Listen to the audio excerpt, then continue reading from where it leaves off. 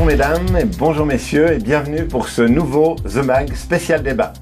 Aujourd'hui, le thème de l'eugénisme, un thème important et complexe que nous allons partager autour de cette table avec nos invités.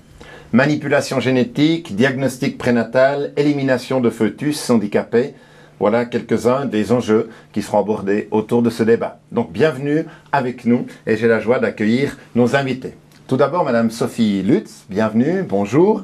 Vous êtes donc engagée dans le collectif contre l'handiphobie. Vous êtes aussi maman d'une fille polyhandicapée et auteur d'un livre, Philippine, la force d'une vie fragile. Bienvenue, merci d'être là avec nous. Nous avons aussi Tugdual Derville, bonjour. Bonjour. Bienvenue, merci d'être avec nous. Vous êtes délégué général de l'Alliance pour les droits de la vie et vous êtes aussi auteur d'un livre, Le bonheur blessé. Nous avons le professeur Philippe Antonios, professeur, docteur et responsable de service au CHU de Tours. Bienvenue, vous êtes là, vous êtes donc gynécologue et spécialiste d'histologie, d'embryologie et de cytogénétique, c'est bien ça? Bonjour. Merci, je ne suis pas spécialiste de ces termes, vous nous expliquerez peut-être tout à l'heure. Nous avons aussi le pasteur Luc Oleknovitch, bonjour. Et bienvenue. Vous êtes donc pasteur, je l'ai dit, et puis responsable d'une commission d'éthique des églises baptistes et des églises évangéliques libres. Vous êtes aussi membre de la commission Église et Société de la Fédération protestante de France. Merci d'être avec nous pour ce débat. Enfin, nous avons dans le public un grand témoin. Vous êtes là avec nous, Caroline Greder, bienvenue, merci d'être là. Vous êtes maman de 2 jumelles qui donc ont vu le jour grâce à une PMA, une procréation médicalement assistée. Merci et vous pourrez nous dire tout à l'heure quelques mots de votre témoignage. Donc une première question peut-être adressée au professeur Philippe Antonios. Dites-nous ce mot peut-être un peu barbare pour certains de nos téléspectateurs, eugénisme, en 2 phrases, qu'est-ce que ça veut dire ? Pour faire bref et au sens strict, et je dirais au dictionnaire, c'est mettre en œuvre toutes conditions qui permettent d'améliorer la race.